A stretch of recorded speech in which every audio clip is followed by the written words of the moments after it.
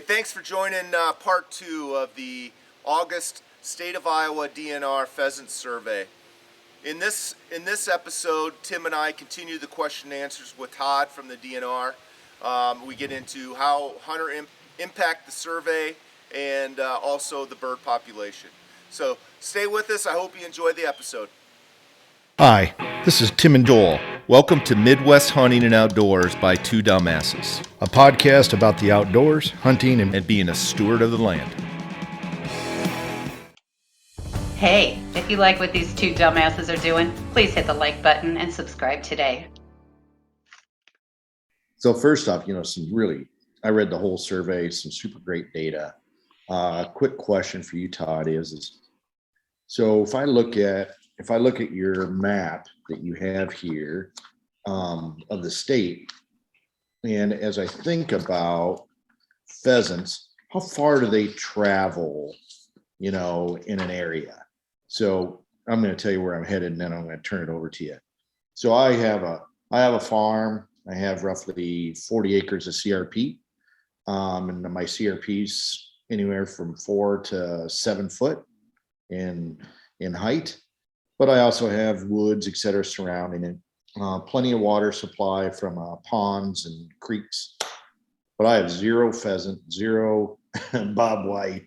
How does someone, I know you build habitat, but they have to also travel outside of a region to even find the habitat. How do you track that? Well, we know from past research from putting radios on wild birds, the average home range in the summertime is probably around that 120 to 150 acres.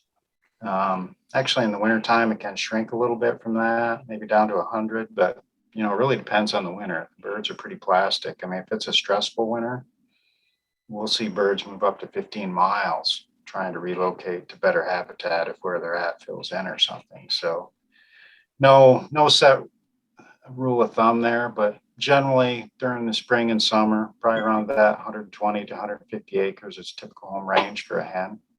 So, that's quarter section. So think about maybe half mile. I mean, obviously if they're flushed or, by a predator or hunter, they can sometimes make longer flights than that. So like I said, there's no hard and fast on it, but generally that's what we've seen from telemetry. And then, not all landscapes are created equal.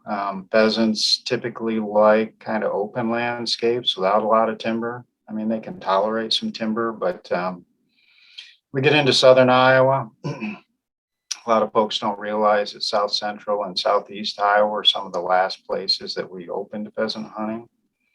Like our first pheasant season in the state was 1925, but we didn't have southeast Iowa open to pheasant hunting till 1975, 50 years later, just because it wasn't good pheasant densities down there. And a lot of the areas down there still isn't.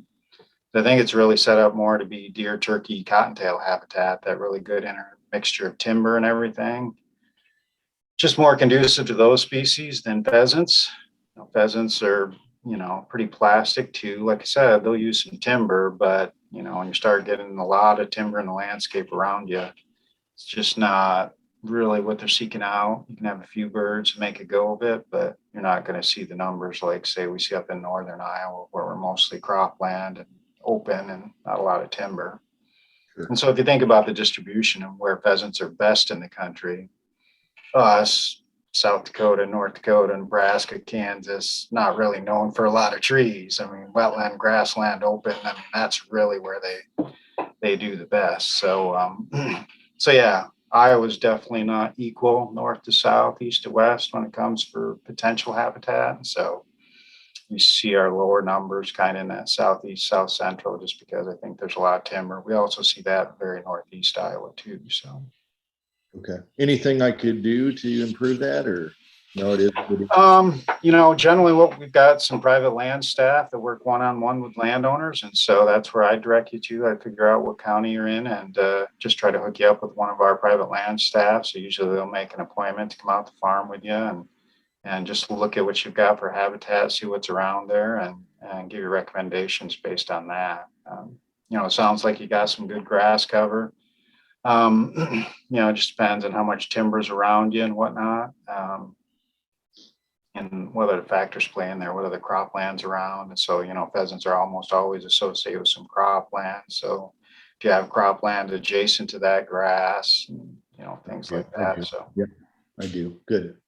All right, thank you. Todd, just a clarification on the survey itself, these routes. I read in the survey that there was, is it each route is 30 miles? What's yep. this?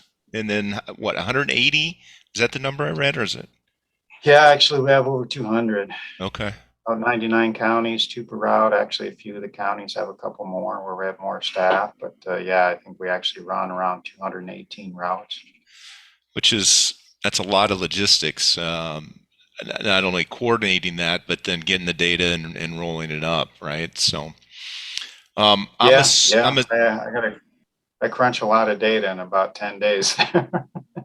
Jake, this is a whole lot more sophisticated than the armadillo population for the state of Iowa. Exactly, right? Exactly.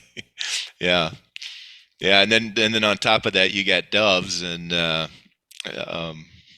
you got armadillos out there. But I'm assuming you're reevaluating these routes all the time. If the logistics would change, roads are added, the environment, landscape's always changing. Is that a correct assumption? Yeah, and so we try to keep the routes in the same place. Like, so some of these routes may have not been changed since 1960 if the roads allow it. So, and the reason we don't move them around, and some people ask me, they've gone on a route with one of our staff or something, and they're like, well, you're not driving by the best habitat. And I'm like, well, that's not the intent of the survey. The intent of the survey is to track the population along this route, and as habitat changes through time, we see how it impacts the population. So we technically usually only change the routes if a road gets paved, then it's just not safe to do the survey on. You got traffic moving at high speeds and you just don't have the birds on it.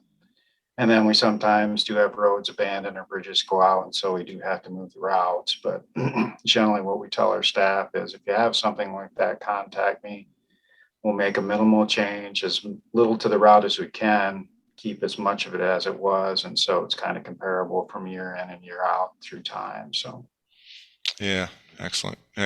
And I'll include this in the podcast as a visual, but, to me, there's one graph in the survey that is super telling, and that's the statewide pheasant trends. So it starts with 1962 and goes through 2022. Yeah, thanks, Tim. And so it kind of paints a picture of my question is, well, you're obviously doing these observations for a reason, and the guess would be is the observations are to give you an indication of what the harvest might look like or what the total population looks like of pheasants in any given year. Is that correct? Yep, that's correct. And once we have the counts, because they're standardized and done the same way, I can take the counts and compare them to other data like the habitat data that NAS puts out, like CRP, how many acres of small grains we have, how many acres of hay we have. So those things are all top quality pheasant habitat. So I can see how the counts relate to those features through time as those habitats have changed.